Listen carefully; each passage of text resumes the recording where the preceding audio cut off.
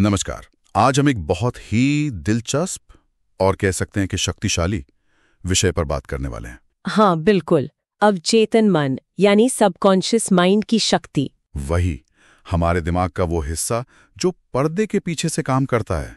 हमारी आदतें, हमारी भावनाएं, हमारे गहरे विश्वास सब कहीं ना कहीं वहीं से कंट्रोल होते हैं, है ना? बिल्कुल, ऑटो पायलट मोड की तरह।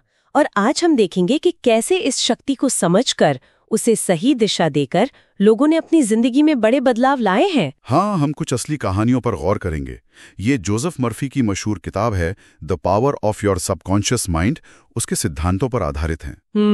वो किताब तो काफी प्रभावशाली रही है कई लोगों के लिए। बिल्कुल। तो हमारा मकसद यही है कि इन सच्ची कहानियों से समझें कि लोग कैसे गरीबी, बीमारी या गहरी निराशा जैसी मुश्किलों से बाहर निकले। हाँ, ये कहानियां सिर्फ प्रेरणा नहीं देती बल्कि रास्ता भी दिखाती हैं कि ये सिद्धांत असल जिंदगी में काम कैसे करते हैं। सही कहा।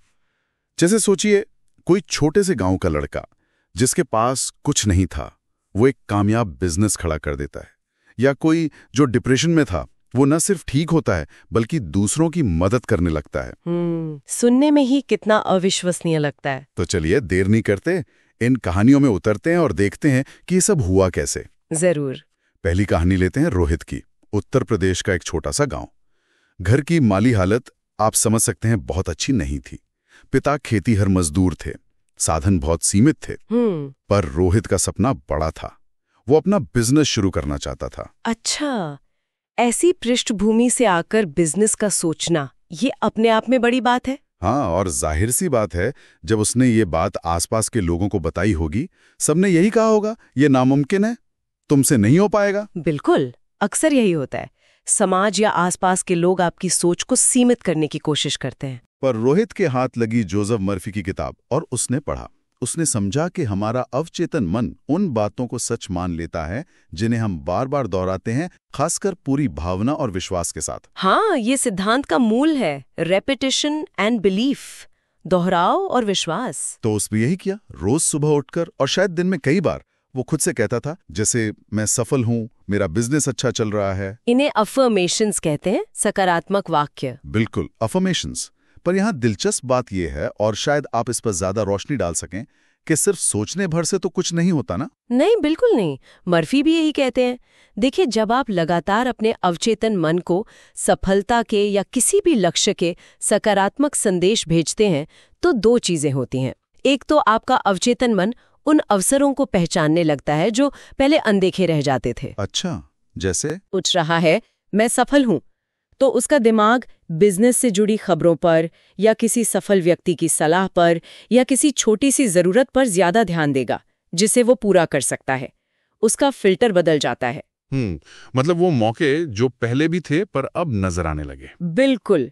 और दूसरी बात, ये सकारात्मक सोच डर को कम करती है, एक्शन लेने की हिम्मत देती है। तो ये सिर्फ सोच नहीं रहती, ये सोच व्यवहार में बदलती है। रोहित ने सिर्फ सोचा नहीं, उसने छोटे छोटे कदम उठाने शुरू किए होंगे, जानकारी जुटाई होगी, किसी से बात की होगी। सही कह रही हैं।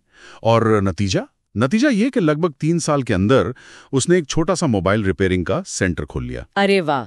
और आज की तारीख में उसके पास 3 शोरूम्स हैं और 10 लोग उसके लिए काम करते हैं। कमाल है। ये दिखाता है कि बाहरी सफलता जो दिख रही है, उसकी जड़ें कितनी गहरी हैं अंदर के बदलाव में। हाँ, वो बदलाव जो बाहर से नहीं बल्कि भीतर से शुरू हुआ, उसकी सोच से। बिल्कुल। और जैसा मैंने कहा, ये शक्ति सिर्फ पैसा कमाने या बिजनेस बनाने तक सीमित नहीं है। यह हमारी अंदरूनी दुनिया, हमारी मानसिक और भावनात्मक सेहत पर भी उतना ही गहरा असर डाल सकती है। आप रिया की कहानी की बात कर रही हैं? हाँ, रिया की कहानी।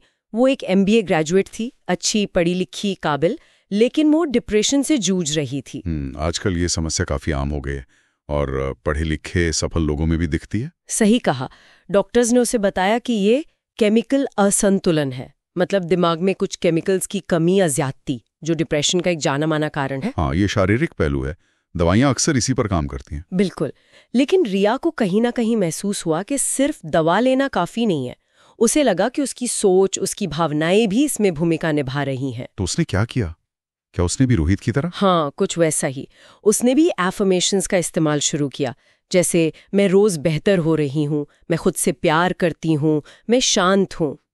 और साथ में विजुअलाइजेशन भी, यानी मन में खुद को स्वस्थ, खुश और ऊर्जा से भरपूर देखना, जैसे वो पहले से ही ठीक हो चुकी है। अच्छा, ये विजुअलाइजेशन वाली तकनीक भी मर्फी बताते हैं? हाँ, बहुत जोर देते हैं इस पर, क्योंकि अवचेतन मन शब्दों से ज्यादा तस्वीरों और भावनाओं को समझता है।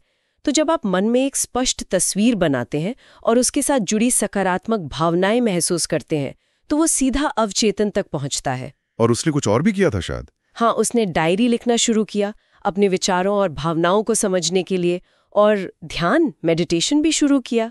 तो एक तरह से उसने कई तरीकों से अपने मन पर काम किया। बिल्कुल, उसने अपनी सोच, अपनी भावनाओं, अपने अंदरूनी संवाद सब पर काम किया।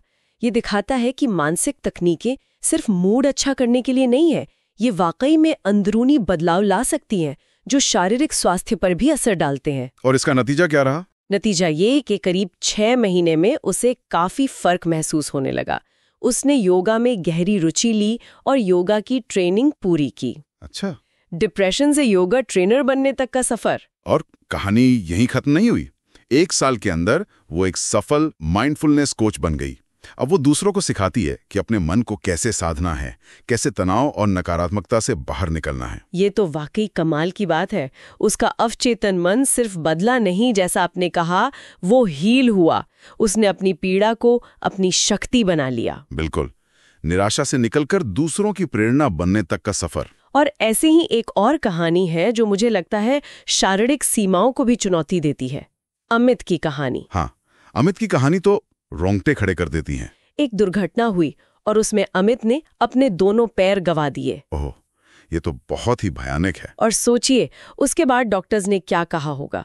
उन्होंने कहा, अब तुम कभी चल नहीं पाओगे। किसी के लिए भी ये सुनना मतलब जिंदगी खत्म होने जैसा लग सकता है। बिल्कुल, पूरी तरह निराशा में डूब जाना स्वाभाविक था।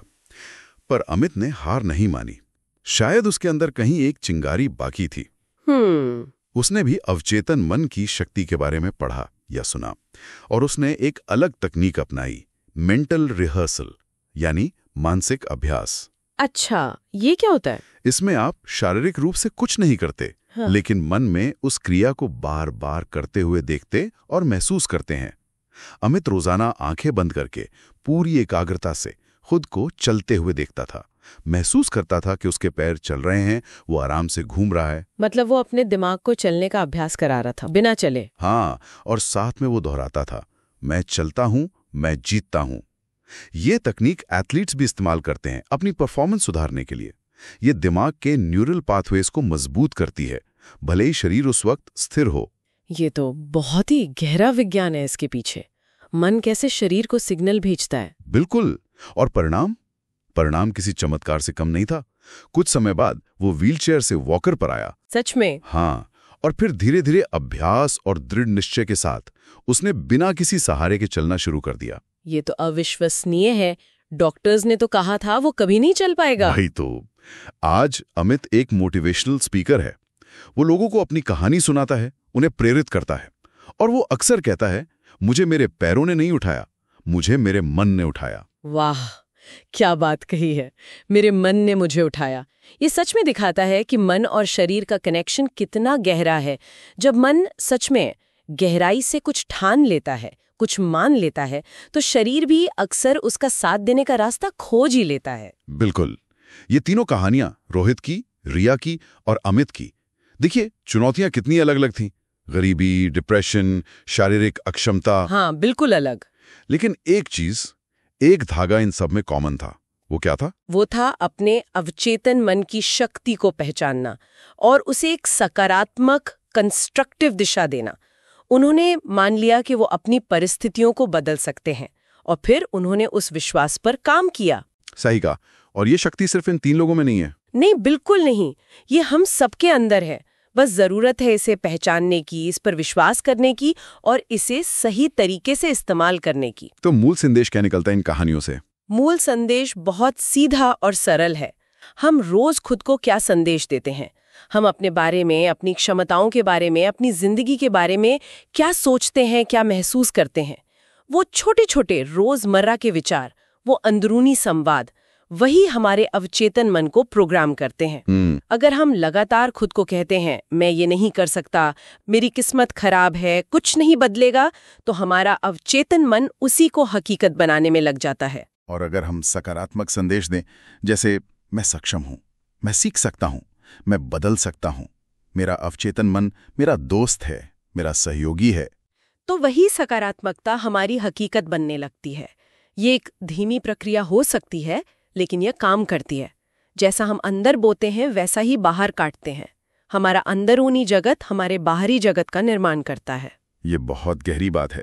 जैसा अंदर वैसा बाहर। हाँ, और यहीं पर एक बहुत महत्वपूर्ण सवाल भी उठता है, जिस पर शायद हमें सोचना चाहिए। क्या सवाल? अगर ये सच है कि हमारा अवचेतन मन लगातार हमारे विचारों और विश्वासों के आधार पर हमारी हकीकत गढ़ रहा है, तो ऐसे कौन से अनजाने छिपे हुए विश्वास या डर हो सकते हैं हमारे अंदर, जिनके बारे में हमें पता भी नहीं, लेकिन वो पर्दे के पीछे से हमारी रोजमर्रा की जिंदगी को, हमारे फैसलों को, हमारी खुशियों को प्रभावित कर रहे हों। हो सकता है कोई बचपन का अनुभव हो, कोई सुनी सुनाई बात हो जो गहरे में बैठ गई हो। हाँ, ये सोचने वाली बात है। वो कौन से अदृश्य धागे हैं जो हमें पीछे खींच रहे हैं हमारी जानकारी के बिना? बिल्कुल, शायद अपने अवचेतन मन को समझने की यात्रा सिर्फ सकारात्मक सोचने तक ही सीमित नहीं है, बल्कि अपने अंदर गहरे झांकने और उन अनजाने विश्वासों को पहचानने और बदलने के बारे में भी है। ये तो एक बिल्कुल नए स्तर की खोज हो गई। हाँ, शायद यही असली आत्मखोज है।